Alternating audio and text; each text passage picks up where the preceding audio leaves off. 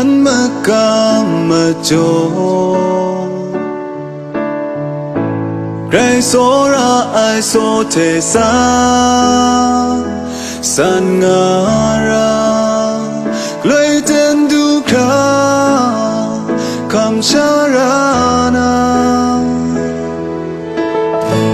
Nang ai pe ko la kai su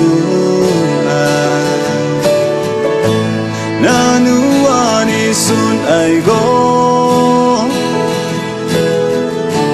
Mung dan magam gun kum so ranga Pratuk jam jau kam sharana Nang ai pe Gray so le sun dan ai Sora pa kum sam yo san gang ai te Kalay mo yeselum ta nang be sha dum na Bay krum sup ten du kram ni kum shi yom yom Mung dan magam jo san gang arai te Sti tung ai so miet te an rau nga lu kra Shakun na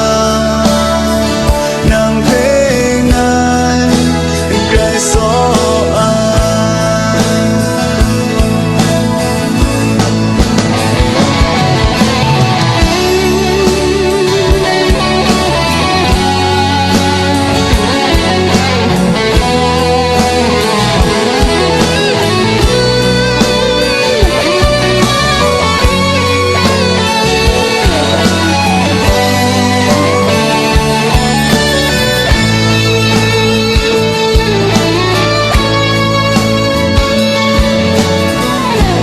San gang ai ten tha Nam ye keren nga na pe Shing ran da Shan na su ku Ngai yup ma Na ngai be ko la kai su ai Nanu ani sun ai go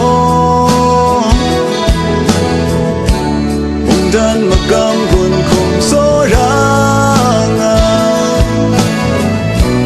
Pratuk jam jau kam sharana Nang ai pe Gray so le sun dan ai Sora pa kum sam yo san gang arai te Kalay mo yeselum ta nang be sha dum na Bay krum sup ten du kram ni kum she yom yom Mung dan magam jo san gang arai te Sti tung ai so miet te an rau nga lu kra Shakun na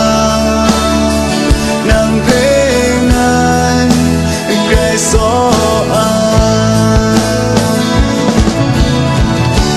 Sora pa kum sam yo san gang arai te